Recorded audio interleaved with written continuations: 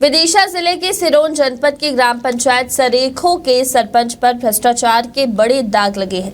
सरपंच द्वारा अमृत सरोवर योजना के तहत हाल ही में बनवाए गए 2 तालाब बीती रात हुई बारिश के बाद फूट गए हैं। आरोप है कि निर्माण में किए गए भ्रष्टाचार की वजह से तालाब टिक नहीं पाए हैं। ग्राम पंचायत सरेखो में 3 अमृत सरोवर बनाए गए थे, जिनमें से 2 अमृत सरोवर रात में फूट गए। वाटरशेड मिशन के तहत 85 लाख रुपए से सरेखो पंचायत में ये काम हुए थे।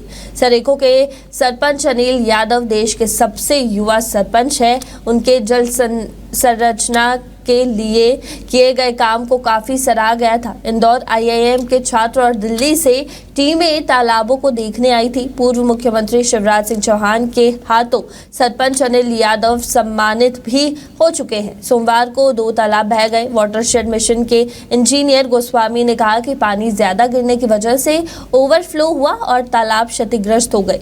अमृत सरोवर योजना के एक तालाब की लागत 15 लाख रुपए से अधिक होती है। यह दोनों तालाब करीब 40 लाख की लागत से बने थे। करीब 20 लाख का तालाब पानी का दबाव नहीं झेल पाए तो निर्माण की गुणवत्ता पर सवाल उठना लाजमी है। इसमें मेरी अभी CEO से भी चर्चा हुई, CEO जनपद पंचायत से, और बताया जा रहा है कि वहाँ रात को बारिश के उपरांत 2 अमृत सरोवर फूट चुके हैं। हालांकि उसमें कोई जान माल की हानि नहीं हुई है।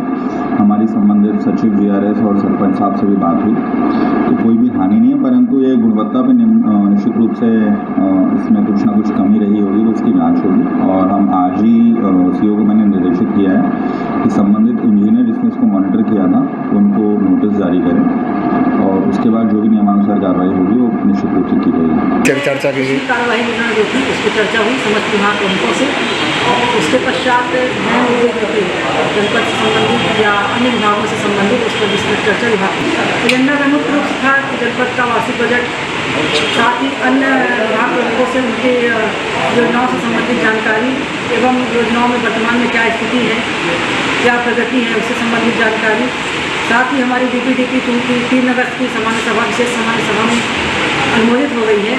इस वजह से इस बार इसको एजेंडा में नहीं रखा गया है। और माननीय जो अन्य मुद्दे थे, माननीय अध्यक्ष महोदय